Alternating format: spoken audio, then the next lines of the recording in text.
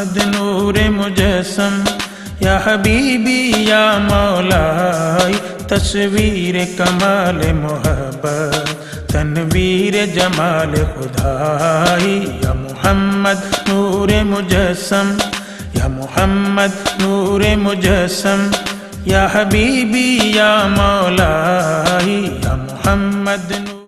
نحمده ونصلي ونسلم على سيدنا ومولانا محمد رسوله النبي الأمين المكين الحنين الكريم الرؤوف الرحيم. أما بعد، بسم الله الرحمن الرحيم.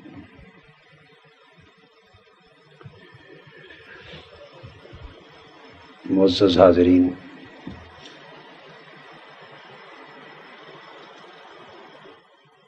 معزز خواتین اور عزیزان گرامی قدر، اللہ رب العزت کا شکر ہے جس کی توفیق سے ہمیں حضور نبی اکرم صلی اللہ علیہ وآلہ وسلم کی ولادت باسعادت کی نعمت نصیب ہوئی، اور اسی ذات پاک کا شکر ہے جس نے ہمیں اپنے حبیب صلی اللہ علیہ وآلہ وسلم کی ولادت باسعادت کی خوشی منانے کی توفیق مرحمت فرمائے. یہ مہینہ میلاد رسول صلی اللہ علیہ وآلہ وسلم کا مبارک مہینہ ہے.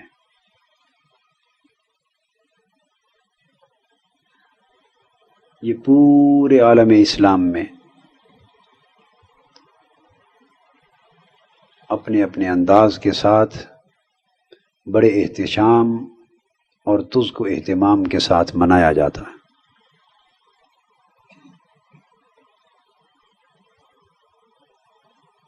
بنیادی مقصد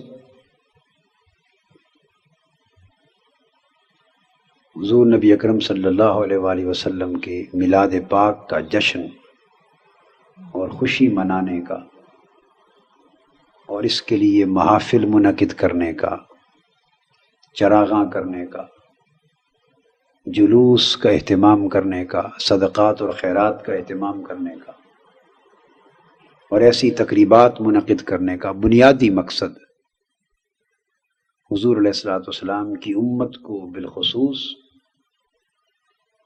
نوجوان نسل کو اور پھر بچوں کو، جو ہماری اگلی نسلیں آ رہی ہیں، ان تک اپنے نبی کی محبت کا پیغام پہنچانا ہے. جیسے پاکستان ہمارا ملک ہے، 1947 میں قائم ہوا، اور ہم آج تک یوم آزادی اہتمام سے مناتے ہیں. اس کا مقصد کیا ہے؟ دو مقصد ہیں. ایک یہ کہ ہم ہمیشہ زندگی بھر اپنی نسلوں کو یہ سبق یاد دلاتے رہیں کہ یہ پاکستان اللہ نے ہمیں عطا کیا، یہ اس کی بہت بڑی نعمت تھی، اور ہم اس آزادی اور اس نعمت کے حصول پر اللہ کا شکر بجا لا رہے ہیں. اور ثانیاً یہ کہ ہم نسلوں کو یہ بھی یاد دلاتے رہیں کہ اس پاکستان کے قیام کا کوئی مقصد تھا، اور ہمیں اس مقصد کو حاصل کرنے کی جد و جہد کرنا ہے. امت مسلمہ کے لیے قومی آزادی کے دن چھوٹی نعمتیں، اپنے ملکوں کے قیام کے دن چھوٹی نعمتیں ہیں. امت مسلمہ کے لیے سب سے بڑی نعمت حضور سرکار دو عالم صلی اللہ علیہ وآلہ وسلم کا دنیا پر تشریف لانا ہے، کہ جن کے صدقے ہم امت مسلمہ بنے، جن کی آمد کی طفیل ہمیں ایمان نصیب ہوا ہے، ہمیں اللہ کی شناسائی اور اس کی معرفت ملی ہے، جن کی آمد کے طفیل ہمیں پیغام توحید نصیب ہوا ہے، جن کی آمد کے صدقے سے ہمارے سر بتوں کے سامنے جھکنے سے رک گئے ہیں، ورنہ یہ سرزمین پاک و ہند ہم خدا جانے کتنی گنگاؤں اور جمناؤں کے سامنے اشنان کرتے پھرتے ہوتے، اور ہمارے گھر کتنے ہاتھوں کے تراشے ہوئے بتوں سے اس ماڈل ٹاؤن میں سجائے ہوئے ہوتے. اور ہم کتنے بڑے مشرک ہوتے، بت پرست ہوتے، اللہ کی معرفت سے دور ہوتے، ایمان کی سے دور ہوتے۔ وہ ذات جس کی آمد نے ہمیں ایمان عطا کیا، اللہ کی معرفت دی، توحید ملا، جس نے ہمیں کعبے تک پہنچایا، بلکہ خود کعبے کو 360 بتوں سے پاک فرمایا، جن کی آمد سے ہمیں قرآن کی نعمت ملی، اور پھر اس نعمت کے صدقے سے ہم نے پاکستان مانگا۔ گویا امت مسلمہ پر جتنی نعمتیں اللہ کی ہیں، وہ ساری نعمتیں نتیجہ ہیں نعمت ولادت مصطفیٰ کا صلی اللہ علیہ وسلم۔ لہٰذا میں یہ سمجھتا ہوں اقوام عالم اپنے اپنے یوم مناتی ہیں، انہیں منانے کا حق ہے، منانا چاہیے، مگر دنیا کے سارے یوم قربان ہیں اس یوم پر جو یوم ولادت مصطفیٰ ہے صلی اللہ علیہ وسلم۔ تو بیسک کنسپٹ یہ ہے کہ ہمیں بڑی فراخ دلی سے، بڑے ذوق سے، بڑے شوق سے، بڑی محبت سے حضور علیہ الصلوۃ والسلام کی ولادت باسعادت کا مہینہ اور یہ دن اہتمام کے ساتھ منانے چاہیے۔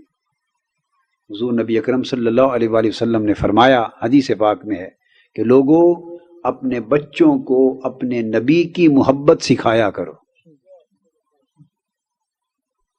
علموا اولادکم حب نبیکم، حدیث پاک حضور علیہ السلام نے فرمایا اپنی اولادوں کو اپنے نبی کی محبت سکھایا کرو۔ بڑا خاص نکتہ ہے، اپنے نبی کی محبت انہیں سکھایا کرو، اور سکھانے کے یہی تو طریقے ہوتے ہیں، محبت سکھانے کے طریقے ہوتے ہیں کہ اس اہتمام سے حضور علیہ الصلوۃ والسلام کی ولادت منائی جائے، میلاد منایا جائے، آپ کی سیرت پاک کا تذکرہ کیا جائے، آپ کی نعتیں پڑھی جائیں، آپ کی یاد کی محفلیں منعقد کی جائیں، کہ چھوٹے چھوٹے بچوں کا ایک سینٹیمنٹل اٹیچمنٹ ہوتا چلا جائے۔ آپ اشتراکی ملکوں میں دیکھتے ہیں، یہ جب چین کا انقلاب آیا تو ماؤ زیتونگ کی تقریریں پیدا ہوتے ہی بچے کے کانوں میں سنائی جاتی تھی، اور سال ہا سال تک اس کی تقریریں بچوں کے کانوں میں سنائی جاتی تھی۔ انقلاب روس کے زمانے میں مدتوں یہ ہوتا رہا، انقلاب ایران کی جد و جہد 98 سال جاری رہی، انقلاب ایران کی سٹرگل 100 سال جاری رہی، اور آخری 30-40 سال میں جب انقلاب ایران کی تحریک گرم ہوئی تو کیسٹیں، تقریریں چھوٹے چھوٹے بچوں کے کانوں میں سنائی جاتی تھیں، تاکہ بچے جب پرورش پائیں اور شعور، ان کا شعور آنکھ کھولے، تو شعور کی آنکھ کھولتے ہی ایک خاص میسج ان کے کانوں تک پہنچ چکا۔ ہم مسلمان ہیں، ہمیں اس ایمان کی دولت کو اپنی اگلی نسلوں تک منتقل کرنا ہے۔ یہ وہ ذمہ داری ہے جو ہمیں ہمارے ماں باپ نے سونپی ہے۔ آپ سب ایک لمحے کے لیے اپنے بچپن کی طرف پلٹ جائیں، بچپن کی طرف، اور دیکھیں کہ ہمارے ماں باپ نے یہ ذمہ داری اور یہ نعمت ہم تک کیسے منتقل کی تھی۔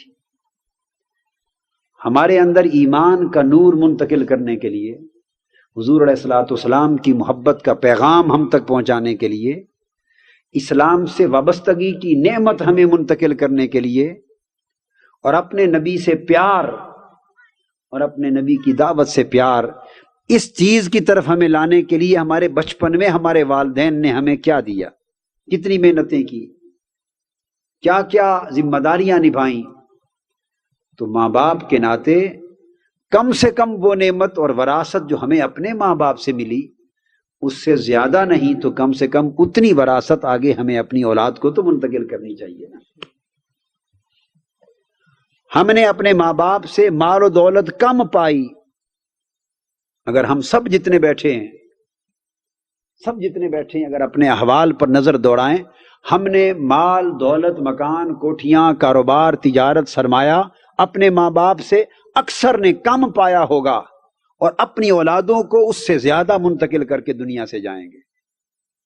کم ہوں گے جنہوں نے وراثت میں زیادہ پایا اور اب اپنی اولاد کو کم دے کر جائیں گے، ایسے لوگ کم ہوں گے جو بگاڑ کے جا رہے ہیں، مگر دنیا ہم نے کم پائی، مگر دنیا سے جاتے ہوئے اولاد کو زیادہ دے کے جائیں گے، کتنے دکھ کی بات ہے کہ اس کے برعکس ایمان ہم نے زیادہ پایا اور جاتے ہوئے اولاد کو کم منتقل کر کے جائے. کتنے دکھ کی بات ہوگی کہ دنیا زیادہ کم پائی اور اتنی محنت کی اس پر کہ جاتے ہوئے دنیا سے جب رخصت ہوں گے تو وراثت دنیا کی زیادہ چھوڑ کے جائیں. اس طرح کسی نے ہمیں ایمان کی وراثت بھی دی تھی، حضور علیہ الصلوۃ والسلام کی محبت کی وراثت بھی دی تھی. کتنا ظلم ہوگا ہماری اولادوں پر کہ ہم جائیں تو ایمان والی وراثت پہلے سے کم چھوڑ کے جائیں. اور اگر ہم نے کم کر دی وہ وراثت تو اندازہ کریں کہ پھر جب ہماری اولاد اپنی اولاد کو وراثت دینے کی نوبت تک پہنچے گی تو ان کا کیا حشر ہوگا. یعنی اگلی عرب ملکوں میں اور بہت سے ملکوں میں یہی جو پروسیس ہوتا چلا گیا ہے ڈیکے کا، ڈیگریڈیشن کا، یہ جو پروسیس چلتا رہا ہے، اس نے ہماری ان ملکوں کی بہت سی اگلی نسلوں کو ایمان کی دولت سے محروم کر دیا ہے. اور یاد رکھ لیں کہ ایمان کی دولت کو محفوظ کرنے کے بہت طریقے ہیں. حضور علیہ الصلوۃ والسلام کی تعلیمات پر عمل کرنا بھی ایمان کی حفاظت کے لیے ہے. سیرت طیبہ کی پیروی کرنا بھی ایمان کی حفاظت کے لیے ہے. اسلام کی تعلیم کتابوں سے حاصل کرنا بھی ایمان کی حفاظت کے لیے ہے. اسلام کو اچھی صحبتوں کے ذریعے، مجلسوں کے ذریعے سمجھنا، اسلام پر عمل کرنا، سب کچھ ایمان کی حفاظت کے لیے ہے.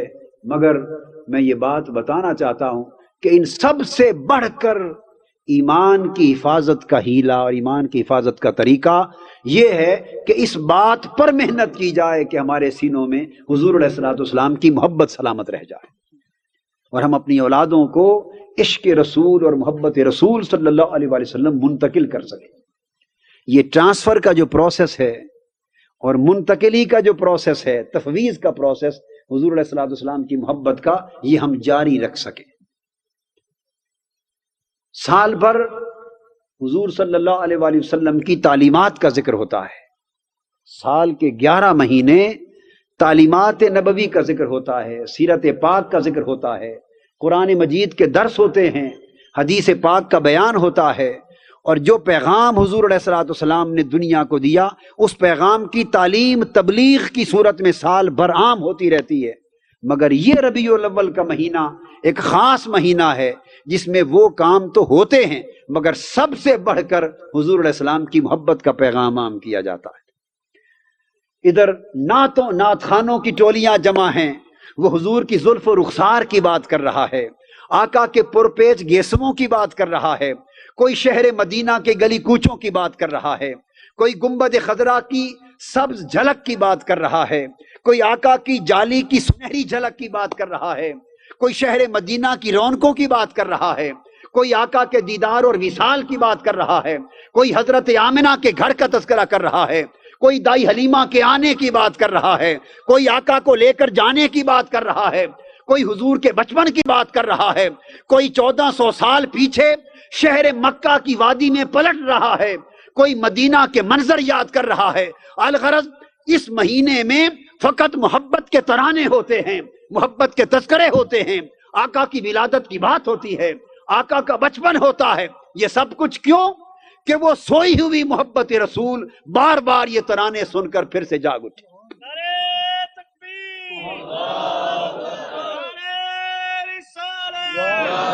پھر سے جاگ اٹھے. آپ اپنی اولاد کے سامنے گھر بیٹھے کبھی اپنے والد کا ذکر کرتے ہیں یا نہیں کرتے؟ کیوں؟ تاکہ اولاد اپنے دادا سے شناسا ہو جائے. میں خود اپنے بچوں کو جب جمع کرتا ہوں میں ان سے کہا کرتا ہوں بیٹے ممکن ہے تم ہر بات میں مجھ سے جیت جاؤ، ممکن ہے اللہ تمہیں توفیق دے تم علم میں آگے بڑھ جاؤ، عمل میں آگے بڑھ جاؤ، فکر میں، تحقیق میں، دین کی خدمت میں، ہر چیز میں تم آگے بڑھ سکتے ہو، مگر ایک بات میں تم مجھ سے آگے نہیں بڑھ سکتے. وہ حیران ہو کے پوچھتے ہیں وہ کون سی بات ہے؟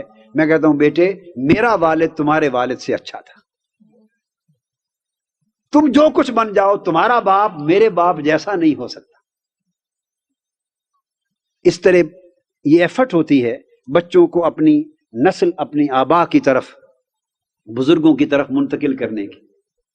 قرآن مجید نے بیان کیا ہے لوگوں اللہ کا اس طرح ذکر کیا کرو جیسے اپنے باپ دادا کا ذکر کرتے ہو. یہ عربوں کو کہا، وہ بڑے فخر سے اور بڑے فخر سے مل بیٹھتے، اپنے آباء و اجداد کا ذکر کرتے۔ اللہ پاک نے فرمایا کہ جس طرح بڑے شوق سے اپنے آباء و اجداد کے کارنامے بیان کرتے ہو اور جھوم جھوم کر ذوق لیتے ہو، کاش اسی طرح اس سے بھی بڑھ کر اللہ کا بھی ذکر کیا کرو۔ ہم بچوں کے برتھ ڈے بھی مناتے ہیں اور شریعت میں منع نہیں ہے، شریعت میں منع نہیں ہے، بشرطے کہ وبال جان نہ بن جائے، وہ کوئی اتنی بڑی رسم نہ بن جائے کہ وبال جان ہو۔ منانا خوشی ہے، بچوں کی بات ہے، ممنوع نہیں ہے، مگر ہم اپنی اولاد کی خوشی مناتے ہیں تاکہ اولاد خوش ہو۔ تو آقا کی ولادت کی خوشی کون منائے گا؟ امت ہی منائے گی۔ تو اولاد کی ولادت کی خوشی منائی جائے، ماں باپ بھی خوش ہوتے ہیں جب کوئی تحفہ لے کے آتا ہے۔ آپ کے بچے کا برتھ ڈے ہو اور لوگ تحفے لے کے آتے ہیں تو بچے تو خوش ہوتے ہی ہیں، مگر ماں باپ بھی خوش ہو رہے ہوتے ہیں دیکھ کر بھی میرے بچے کی ولادت پر گفٹ آیا ہے۔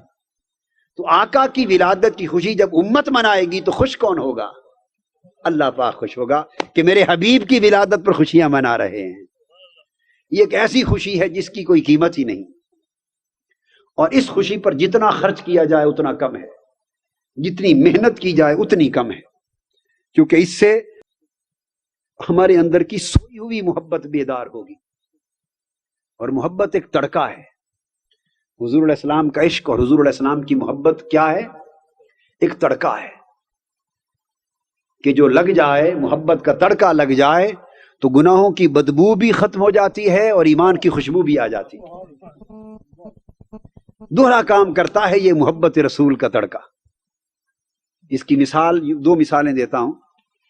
دیکھیے آپ پیاز کو لے لیں، پیاز کو یا لہسن کو، کتنی بدبو ہوتی ہے، آپ اس کو خالی کھا دیکھیں، سارا دن بدبو کے ڈکار ہی آتے رہیں گے، منہ سے بدبو آتی رہے گی۔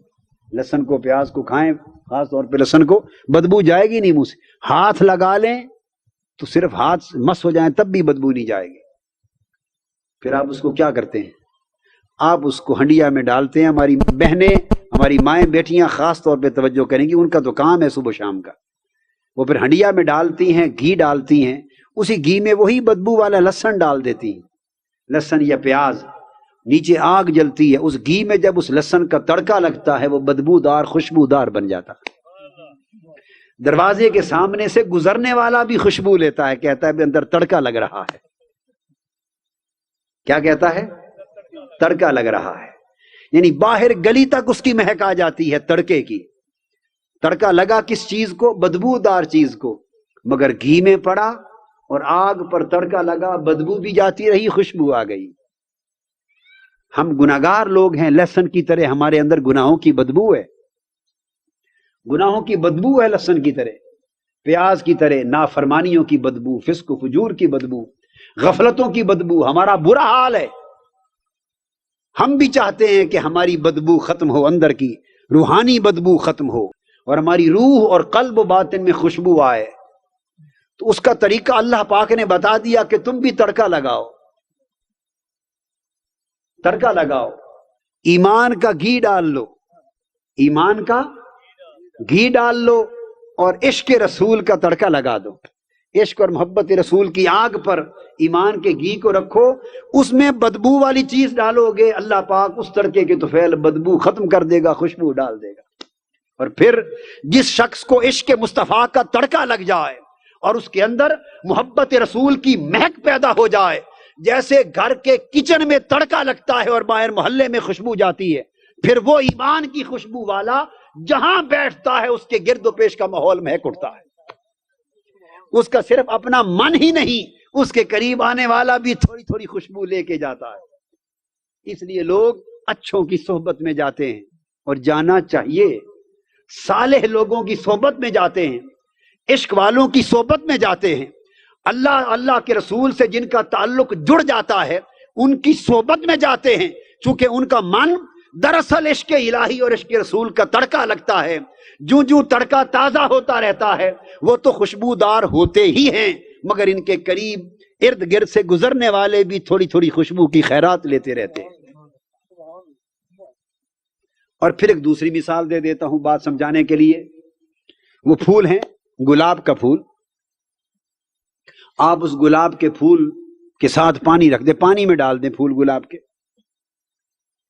پانی برتن میں پتیلے میں بھر لیں, گلاب کے پھول ڈال دیں, 24 گھنٹے رکھیں, 24 گھنٹے کے بعد گلاب کے پھول نکال لیں, پانی میں دیکھیں معمولی سی ہلکی پھلکی مہک ہوگی مگر اتنی نہیں, ہلکی پھلکی مہک ہوگی مگر اتنی, حالانکہ 24 گھنٹے پھول پانی میں رہے. وہ تو 24 گھنٹے کی بات تھی, اب 24 گھنٹے کو چھوڑیے, اسی پانی کو تڑکا دے دیں, گلاب کے پھول اندر رکھ لیں اسی میں, اور پانی کو آگ پر چڑھا دیں اور پانی کو کھولا دیں. 1 گھنٹہ آگ پر کھولائیں, جب تھوڑا پانی رہ جائے پھول نکالیں تو پھول کی کیا خوشبو تھی جو وہ پانی دے گا, اس کو ارگ گلاب کہیں گے آپ. ارگ یہ وہی پانی تھا جو نلکے سے آپ نے لیا, جسے 1 روپے میں کوئی لینے کو تیار نہیں تھا, جو عام گھومتا پھرتا ہے یا نالیوں میں, وہی پانی تھا. مگر اب اتنی شیشیاں لوگ 100 روپے کی خرید سے پھرتے. اس پانی کے انگریڈینٹس میں کوئی فرق نہیں پڑا, اس کا جو کیمیکل کانسٹیٹیوشن ہے اس میں کوئی فرق نہیں پڑا, کیمیائی تبدیلی نہیں آئی, اس کے اندر کوئی اور وائٹامنز داخل نہیں ہوئے, کچھ بھی نہیں ہوا. ہوا کیا, صرف 1 گھنٹہ کے لیے گلاب کے پھول اس میں رہے اور آگ پر تڑکا لگا, جوش مل گیا, وہ سارے گلاب کی خوشبو پانی نے اپنے من میں سمو لی. اب چھوٹی چھوٹی شیشیاں بھی سینکڑوں روپے کی بکتی پھرتی ہیں, اور ہلکا سا آپ کپڑے پر لگاتے ہیں, جب تک دوبارہ کپڑے دھوئے نہ ان کی خوشبو نہیں جاتی. پانی خوشبودار ہو گیا ہے. حضور صلی اللہ علیہ وآلہ وسلم کا عشق, حضور علیہ الصلوۃ والسلام کی محبت, حضور صلی اللہ علیہ وآلہ وسلم کی نسبت اور تعلق, گلاب کے پھولوں کی کیا خوشبو ہے جو اس نسبت کی خوشبو ہے, مگر وہ خوشبو اس ناک سے سونگھی جاتی ہے, یہ خوشبو دل کی حس سے سونگھی جاتی. رموز سر دل بے دل چے دانت, دل کی بھی ایک حس ہے, دل کا بھی سونگنا ہے, دل کا بھی چکھنا ہے, دل کا بھی دیکھنا ہے. جیسے ہمارے حواس خمسہ ظاہری ہیں, ایسے حواس خمسہ باطنی بھی ہیں. تو دل کی وجدان کی آنکھیں ہیں, وجدان کے آنکھ ہیں, وجدان کی ناک ہے, وجدان کا چھونا ہے. تو دل سونگتا ہے اس ایمان کی خوشبو کو. یہ سارے اہتمام حضور صلی اللہ علیہ وسلم کے عشق و محبت کی خوشبو کو ہمارے ایمان کے اندر مہکانے کی کوششیں ہیں, اور اللہ پاک اس عمل کو قبول کرتا ہے, گنہگاروں کے عمل کو بھی قبول کرتا ہے. یہ بات سمجھ لیں. حضور علیہ الصلوۃ والسلام پر درود پاک پڑھنا حضور کی محبت کی علامت ہے نا. درود و سلام پڑھنا آقا کی محبت کی علامت ہے. ہر عمل یاد رکھ لیں, ہر عمل, آپ نماز پڑھیں, زکوٰۃ دیں, حج کریں, روزہ رکھیں, جو عمل بھی کریں, کوئی شخص قطعاً نہیں کہہ سکتا کہ میں نے یہ عمل کیا اور 100% اللہ کی بارگاہ میں مقبول ہے. کوئی گارنٹی کے ساتھ یہ بات بولیے نہیں کر سکتا. وہ مالک ہے, چاہے قبول کر لے چاہے قبول نہ کرے. کوئی عمل قطعی القبول نہیں ہے, یعنی ود سرٹنٹی ہم اس کی قبولیت کی ضمانت نہیں دے سکتے. اس میں پروبیبلٹیز ہیں, پروبیبلٹیز ہیں, ممکن ہے قبول ہو جائے, ممکن ہے قبول نہ ہو. 100 گنا ریا کا دخل ہے اس میں. ہر عمل, کعبے کا حج تک کا عمل جو ہے اس کی بھی قبولیت کی ضمانت نہیں. زن رہتا ہے پتہ نہیں اللہ نے قبول کیا اور معلوم نہیں قبول نہ کیا. مگر حضور علیہ الصلوۃ والسلام کی ذات پر درود و سلام بھیجنا یہ وہ عمل ہے جو آقا کی محبت کا آئینہ دار ہے. نماز پڑھنا حضور کی حکم پر عمل ہے, مگر یہ حضور کے عشق و محبت کا آئینہ دار نہیں, اللہ کی عبادت ہے. روزہ رکھنا اللہ کی عبادت ہے, حج کرنا, زکوٰۃ دینا عبادات ہیں. مگر درود پڑھنا حضور پر اور درود و سلام پڑھنا ایک ایسا عمل ہے کہ جو A to Z سارا کا سارا عمل ہی حضور علیہ السلام کی محبت کا آئینہ دار ہے. حضور سے کوئی محبت اور عشق ہے تو درود و سلام آقا پر پڑھ رہے ہیں نا. تو ہر عمل یقینی القبول نہیں, معلوم نہیں قبول ہوا یا نہ ہوا. مگر درود و سلام ایک ایسا عمل ہے کہ اگر کوئی فاسق اور فاجر بھی حضور پر درود پڑھ لے, اس کی زبان سے درود نکلا خدا کی بارگاہ میں قبول ہوگا. یہ بات یاد رکھ. کوئی فاسق و فاجر, کوئی بے نمازی, حتیٰ کہ کوئی گناہ کبیرہ کرنے والا, گناہ کبیرہ کرنے والا فاسق فاجر درود و سلام ایک ایسا عمل ہے، اگر اس بہت بڑے گناہگار اور فاسق کی زبان سے بھی اللہم صلی علی سیدنا و مولانا محمد وعلی آلہ وصحبہ وبارک وسلم، یا الصلاۃ والسلام علیک یا رسول اللہ وعلی آلک وصحبک واہل بیتک یا حبیب اللہ، درود و سلام کے یہ کلمات ایک فاسق و فاجر کی زبان سے نکلے، ادھر زبان سے ادا ہوئے، ادھر اللہ نے قبول کر لیے۔ کیوں کہ درود و سلام میں کیا ہے؟ ایک درخواست ہے، درود و سلام صرف ایک درخواست ہے، کیا؟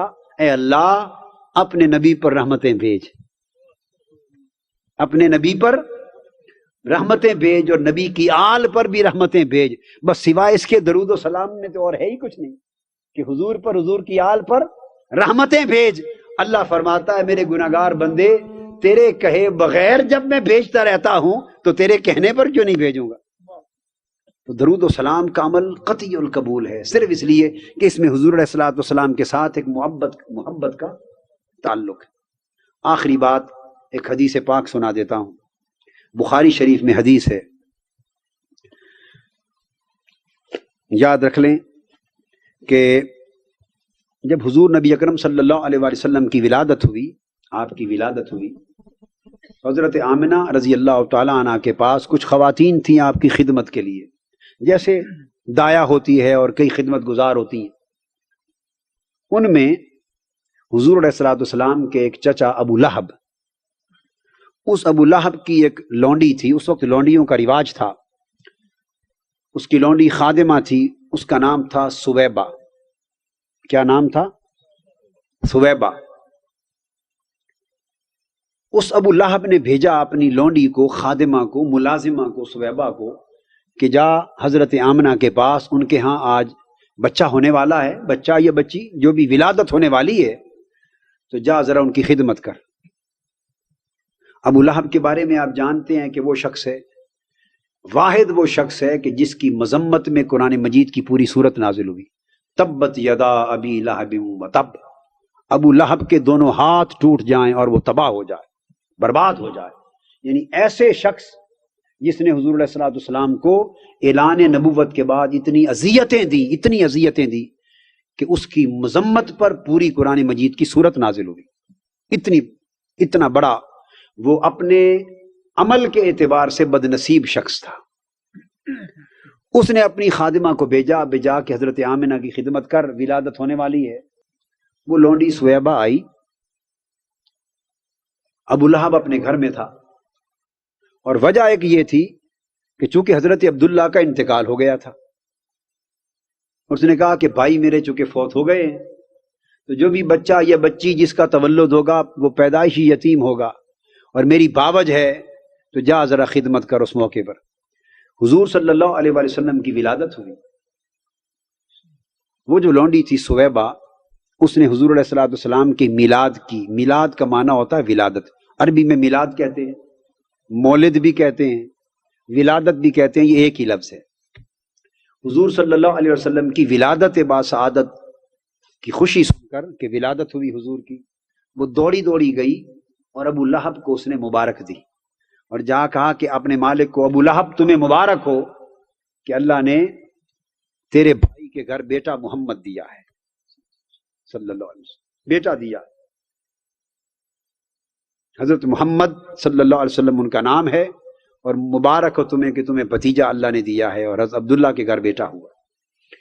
ابو لہب نے حضور علیہ الصلوۃ والسلام کو بھتیجا سمجھتے ہوئے، نبی سمجھ کر نہیں، بھتیجا سمجھ کر آپ کی ولادت کی خوشی میں ان دو انگلیوں سے اشارہ کیا اور کہا جا سویبہ، تجھے اس خوشخبری پر میں مبارکباد دیتے ہوئے آزاد کرتا ہوں، تو نے میرے بھتیجے محمد کی صلی اللہ علیہ وسلم کی ولادت کی خوشی سنائی، اور تمہیں اس خوشی میں آزاد کرتا ہوں۔ ان دو انگلیوں کے ساتھ اشارہ کیا، جا تمہیں آزاد کرتا ہوں، سویبہ آزاد ہو گئے۔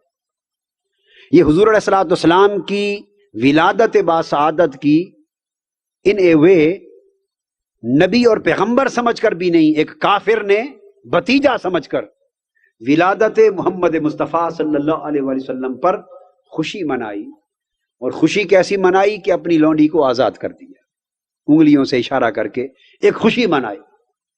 باوجود اس کے کہ بعد میں جب اسے پتا چلا کہ یہ نبی ہیں اور ان سے تو ہماری جو وڈیرا شاہی ہے اور جاگیرداری ہے اور سلطنت ہے اور ہماری حکومت ہے اور ہمارا کافرانہ نظام ہے، ان کو اسی کو خطرہ لاحق ہو گیا، تو بعد میں وہی شخص مخالفت کرنے لگا، اذیتیں دینے لگا، مگر سارے کفر کے باوجود بات اتنی تھی کہ حضور کی ولادت پر اس نے خوشی کی تھی۔ یہ پس منظر اب ذہن میں رکھ لیں۔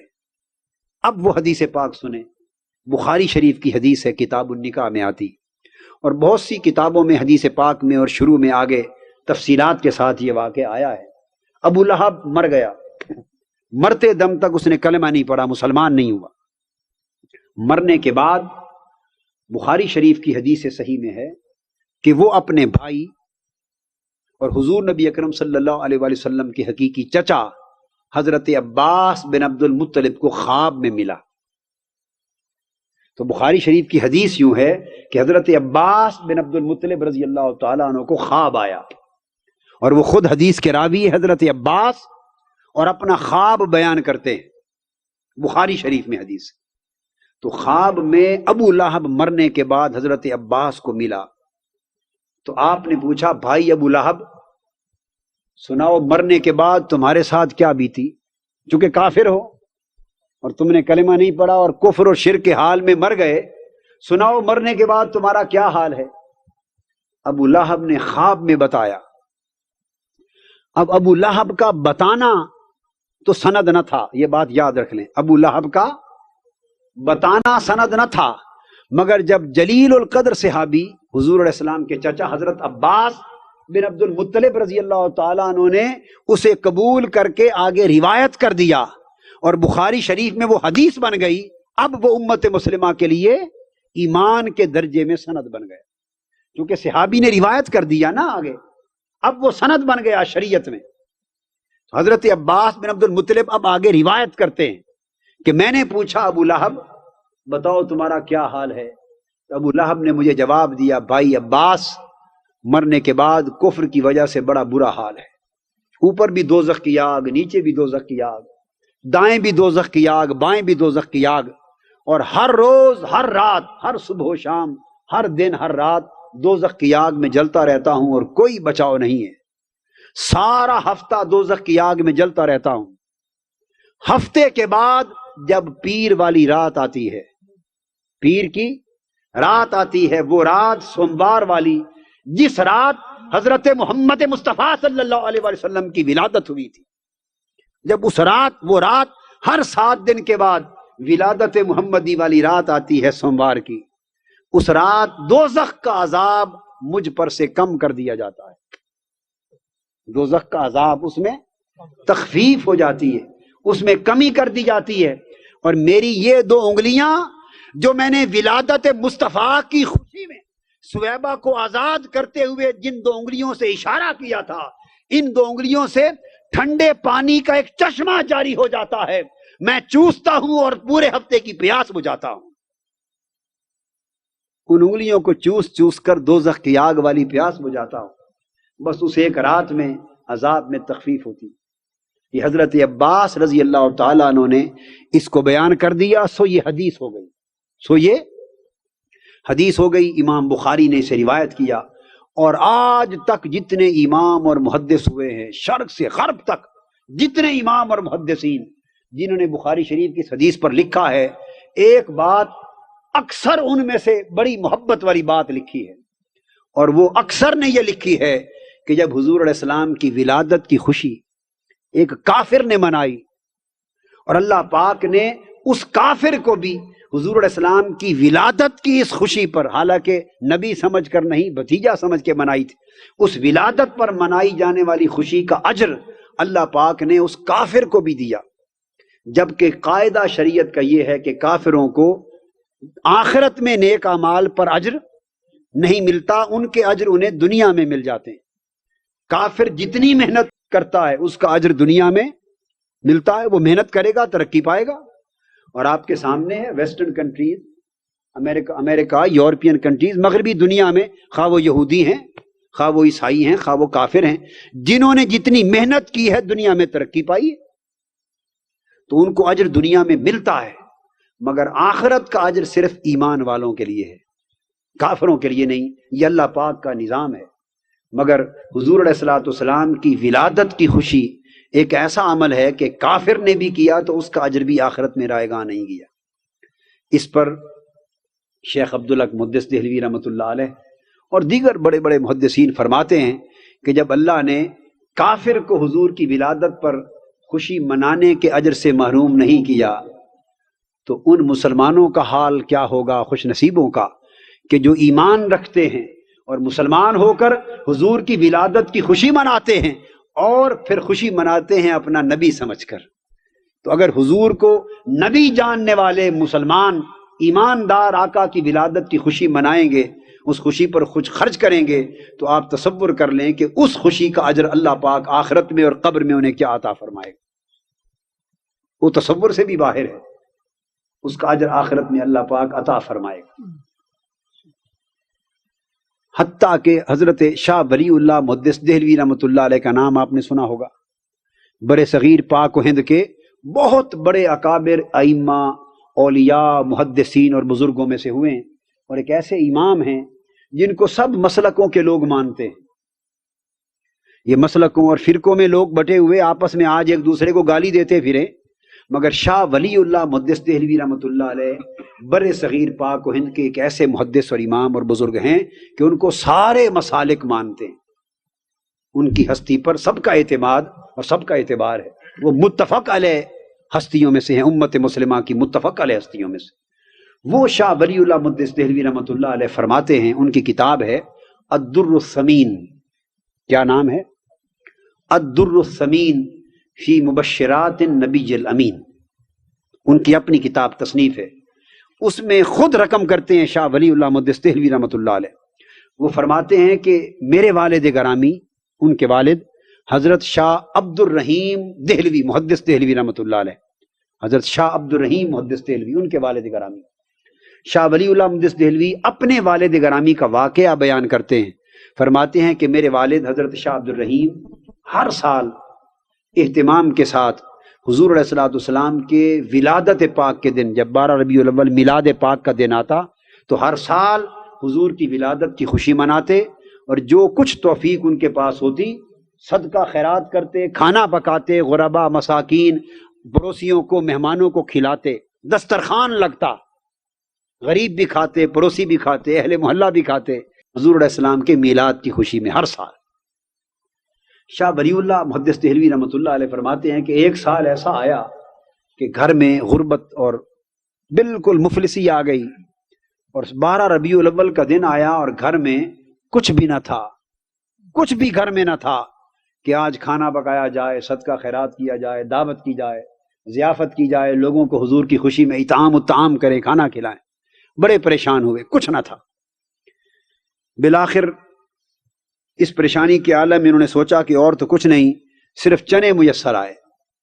اب یہ اندازہ کر لیجئے کہ دل میں محبت ہو، ایمان ہو اور محبت ہو تو اللہ کی بارگاہ میں تو امیر اور غریب کا فرق نہیں ہے نا۔ کسی کے پاس اگر اللہ نے مال و دولت دی اور وہ بکرے ذبح کر کے دیگیں پکا کے حضور کی ولادت کی خوشیاں منا رہا ہے، تو اگر اس کا اجر ہے، اس کا اجر خدا کی بارگاہ میں ہے، تو جس غریب کے پاس کچھ نہیں، وہ چنے اگر اللہ کی راہ میں حضور کی ولادت کی خوشی میں چنے ہی کھلا رہا ہے، مگر اللہ کے ہاں ظاہری عمل نہیں، دل کی کیفیت ہوتی ہے، اس کا بھی اجر ہے۔ تو غریب اور امیر کا فرق اللہ کے ہاں نہیں ہے۔ فرماتے ہیں اس سال پھر چنے تھے، وہی حضور علیہ السلام کی ولادت کی خوشی میں بانٹے اور لوگوں کو کھلائے۔ مگر حدیث پاک میں حضور علیہ السلام نے فرمایا ان اللہ لا ينظر الى اعمالکم ولا الى صورکم ولکن ينظر الى قلوبکم ونیاتکم، کہ اللہ پاک تمہاری ظاہری عملوں کو بھی نہیں دیکھتا اور تمہاری ظاہری شکلوں اور صورتوں کو بھی نہیں دیکھتا، بلکہ اس کی نظر تمہارے دلوں پر اور دلوں کی نیتوں پر ہوتی، تو اندر کے حال کو دیکھتا ہے کہ کون کس حال میں یہ عمل کر رہا ہے، اس کی نیت کیا ہے۔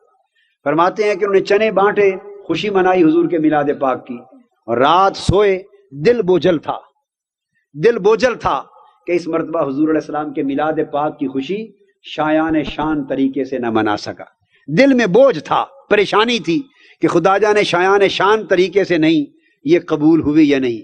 شاہ ولی اللہ فرماتے ہیں کہ اسی رات خواب میں حضور علیہ الصلوۃ والسلام تشریف لے آئے اور حضرت شاہ عبد الرحیم محدث دہلوی رحمۃ اللہ علیہ کو زیارت کرائی، اور وہ فرماتے ہیں کہ میں نے دیکھا کہ آقا کی مجلس ہے، آقا تشریف فرما ہے اور آقا کے سامنے چنے پڑے ہیں خواب میں، اور دیکھ کر مسکرا رہے ہیں، اور حضرت شاہ عبد الرحیم فرماتے ہیں مجھے دیکھ کر تک کر خوش ہو رہے ہیں اور مجھے آگاہ کر رہے ہیں کہ عبد الرحیم کوئی جیسا کھانا پکائے، زیادہ مال والا ہو یا غریب چنے بانٹنے والا ہو، ہماری بارگاہ میں گوشت مرغوں چنوں کا فرق نہیں، ہم تو یہ دیکھتے ہیں کہ ہمارا غلام ہے، اس نے ہماری ولادت کی خوشی منائی یا منائی، تو تیری یہ خوشی بھی ہمیں قبول ہے، ہم اس پر بھی اسی طرح خوش ہیں جس طرح باقی اہتمام پر خوش ہوتے تھے۔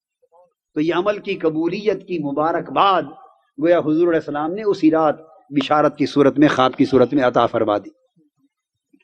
اور پھر شاہ ولی اللہ محدث دہلوی رحمۃ اللہ علیہ خود فرماتے ہیں، اپنا مشاہدہ فرماتے ہیں کہ میں ایک مرتبہ مکہ معظمہ میں تھا اور 12 ربیع الاول کا دن آ گیا، اور میں 12 ربیع الاول کو مکہ معظمہ میں محافل میلاد ہوتی تھی۔ اب تو سعودی عرب جب سے سعودی حکومت آئی تو انہوں نے میلاد بند کروا دیے، یہ ذہن میں رکھ لیں۔ بعض لوگ یہ سمجھتے ہیں کہ سعودیہ میں میلاد نہیں ہوتا تو آپ کیا مناتے ہیں، تو ذہن میں رکھ لیں کہ سعودیوں کا مذہب تو نہیں ہے نا وہ جو دین اللہ نے اور اللہ کے رسول نے ہمیں دیا، دین اسلام تو وہ ہے جو ہمیں پہلے سے مل چکا ہے۔ ذہن میں رکھ لیں کہ سعودیوں کی حکومت آئی ہے 1920 کے بعد، اس جنگ عظیم اول کے بعد جب شریف مکہ کی بغاوت ہوئی اور آٹمن امپائر نے ودرا کر دیا اور ہتھیار نہیں اٹھائے، 1920 کے بعد آئی ہے سعودیوں کی گورنمنٹ، اور 1920 ان کی حکومت آنے تک، ان کی حکومت اس صدی کے اوائل تک مکہ معظمہ اور مدینہ طیبہ میں میلاد پاک کے جلوس نکلتے تھے، صدیوں تک جلوس نکلتے رہے، اس حکومت کے قیام کے شروعی دور تک بھی نکلتے رہے، جلوس نکلتے، چھٹیاں ہوتی، چراغاں ہوتے، درود و سلام کی محفلیں ہوتی، محافل میلاد ہوتی، اور میلاد پاک کی محفلیں تو ابھی 60s 70s تک ہوتی رہیں۔ پھر انہوں نے بین کر دی، اب دوبارہ گلف وار میں جب امریکہ بہادر تشریف لایا ہے، امریکہ کے ڈر سے پھر انہوں نے محفل میلاد کو بحال کرنا شروع کر دیا ہے۔ کئی فنڈامنٹلسٹ نہ کہہ دیں کہ یہ دہشت گرد ہیں، بنیاد پرست ہیں، زیادہ مذہب میں سختی کرنے والے ہیں، کہیں یہ شکایت نہ ہو جائے، اب انہوں نے سختیاں نرمی کرنی شروع کی ہیں، اور اب گھروں میں محافل میلاد مکہ معظمہ مدینہ طیبہ پھر عام شروع ہو گئی ہے۔ اور اب میں مدینہ پاک کئی بار ربیع الاول میں گیا ہوں اور محافل میلاد میں شرکت کی۔ شاہ فہد نے ایک فرمان جاری کیا، آفیشل آرڈر، کہ گھروں میں کوئی محفل میلاد کرے، شرطے اور پولیس کو ان کے گھر میں مداخلت کی اجازت نہیں، اس کی کھلی اجازت، اور وہ وقت بھی آئے گا کہ پھر پہلی بہاریں انشاءاللہ لوٹ آئیں گی۔ تو میں آپ کو بتا رہا ہوں کہ شاہ ولی اللہ فرماتے ہیں کہ محفل میلاد تھی، میں شریک ہوا، فرماتے ہیں میں نے مراقبہ کیا اور میں نے اپنی آنکھوں سے دیکھا کہ پوری محفل زمین سے لے کے آسمان تک نور کے ساتھ معمور ہو گئی، ساری محفل کی فضا نور کے ساتھ معمور ہو گئی اور نیچے سے اوپر تک نور ہی نور ہو گیا۔ شاہ ولی اللہ فرماتے ہیں کہ میں نے آنکھوں سے دیکھا اور پھر میں نے مراقبہ کیا جائزہ لینے کے لیے کہ یہ نور کیسا ہے۔ فرماتے ہیں کہ مجھے آگاہ کیا گیا اور مجھ پر منکشف ہوا کہ یہ نور ملائکہ کا ہے، اور اللہ پاک نے لکھوں کھا فرشتے ایسے مقرر کر رکھے ہیں کہ جہاں حضور علیہ السلام کے میلاد پاک کی محفل اور حضور کی نعت پاک کی محفل ہوتی ہے، وہ ملائکہ اس محفل پر آ کر اپنے نورانی پر صاحبانوں کی طرح تان لیتے ہیں، اور آسمان تک حضور کے میلاد کی محفل پر فرشتے انوار کی بارشوں کے ساتھ آ جاتے ہیں۔ تو یہ فرشتوں کا نور ہے اور حضور کے میلاد کے ذکر کا نور ہے۔ تو یقیناً ہم نے محفل میلاد کی، آپ سارے شریک ہوئے، اور بے شک اس محفل پر اللہ پاک نے نور بھیجا، ملائکہ نے نور بانٹا، اور میرا ایمان ہے کہ وہ صرف یہیں تک نہیں رہا، بلکہ جن جن گھروں سے چل کے آپ آئے اور جو جو اس اہتمام میں شریک ہوئے، یہ میں ایمان سے کہتا ہوں اپنے اپنے نور کا حصہ آپ لے کر گھروں کو جائیں گے، اپنے گھروں میں نور کا حصہ لے کر جائیں گے، یہیں چھوڑ کے نہیں جائیں گے۔ کیوں کہ یہ محفل منعقد ہی نہ ہوتی اگر آپ نہ آتے، یہ محفل منعقد نہ ہوتی اگر آپ مل کر اہتمام نہ کرتے۔ تو اگر آپ کے اہتمام سے اللہ پاک نے حضور کی محفل کے، میلاد پاک کی محفل کے حصے میں نور بھیجا ہے، تو یہ نور ایمان، نور محبت اور نور میلاد رسول انشاءاللہ آپ لے کر جائیں گے۔ اور میری دعا ہے کہ اس نور سے آپ کے گھر بھی جگمگائیں اور روشن ہوں، اور آپ کی اور ہماری اولادوں کو بھی یہ نور منتقل ہو، اور حضور علیہ السلام کے میلاد پاک کے صدقے ہم سب کے سارے پاکستان پر اللہ کرم کرے، پورے عالم اسلام پر رحمت فرمائے، اور بالخصوص اس محفل کے شریک اور اس محفل کے انتظام کرنے والے جتنے احباب ہیں ان کے گھروں پر اللہ پاک حضور کے میلاد پاک کے صدقے رحمتوں، برکتوں اور نعمتوں کی بارشیں فرمائے، اور حضور کے میلاد پاک کے تو فیض جو بیمار ہیں اللہ ان کو شفا دے دے، اور جو پریشان حال ہیں اللہ ان کی پریشانیوں کو دور فرما دے، اور سال بھر اس کی برکتوں کی بارش اللہ کی بارگاہ سے ہمارے گھروں پر ہوتی رہے، اور اس میلاد پاک کے صدقے اللہ پاک اہل محلہ میں اور گرد و نواح کے لوگوں کے دلوں میں آپس میں اور محبت بھی بڑھائے، اور اتنی محبت بڑھائے کہ وہ ایک دوسرے کے قریب اور قریب تر ہوتے چلے جائیں، اور ایسے رہیں جیسے ایک خاندان رہتا ہے، ایک خاندان کی طرح رہیں۔ میں کثرت کے ساتھ احباب سے ہر وقت نہیں مل سکتا، اور اس کی وجہ ہمیشہ میری یہاں سے غیر حاضری ہوتی ہے، اس کی دائمی معافی ہے اور معذرت ہے میری آپ لوگوں کی خدمت میں، معذور سمجھا کریں۔ میں آپ کو معلوم نہیں پچھلے دنوں 1 مہینہ 1.5 مہینہ یہاں نہیں رہا، ملک سے باہر تھا۔ کبھی ملک کے اندر رہتے ہوئے حالت یہ ہوتی ہے آپ سے ملنا تو کم، مجھے اپنی فیملی سے ملنے میں بھی کئی دن لگ جاتے ہیں، اور ان کے ساتھ بیٹھنے میں بعض اوقات، اور ملک کے اندر رہتے ہوئے مصروفیات ہزاروں نوعیت کی ہیں، تو آپ کے ساتھ کثرت کے ساتھ میل ملاپ نہیں رہتا، مگر میرا دل اور میری جذبات اور میری محبت آپ کے ساتھ رہتی ہے۔ مگر یہ میلاد پاک کی جو غوثیہ میلاد کمیٹیاں بنائی ہیں، یہ ایک روحانی نسبت ہے، روحانی نسبت ہے اور ایمانی نسبت ہے۔ اس نسبت پر تمام اہل محلہ کو اور گرد و نواح میں رہنے والوں کو، ان کی اور نسبتیں کچھ بھی ہوں، مگر ایمانی اور روحانی نسبت ایک ہے۔ اس پر ایک دوسرے کے قریب رہنا چاہیے، ایک دوسرے کے دکھ سکھ میں شریک ہونا چاہیے، آپس میں میل ملاپ اور آپس کی قربت اور تعلق کو اور بڑھانا چاہیے۔ یہ حضور علیہ السلام کے میلاد پاک کی محفل کا پیغام بھی ہے۔ اب انشاءاللہ اگلی 11 ربیع الاول اور 12 کی درمیانی رات بڑی مرکزی محفل میلاد ہوگی۔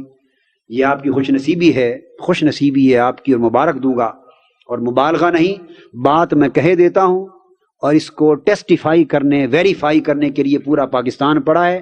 آپ میری بات کو چیک کر لیں، ٹیسٹیفائی کریں، ویریفائی کریں، تحقیق کریں۔ غلط ہو تو مجھے آ کے بتا دیں کہ قادری صاحب بات آپ نے غلط کی تھی، درست ہو تو پھر دل سے مان لیں، اطلاع کرنے کی ضرورت نہیں۔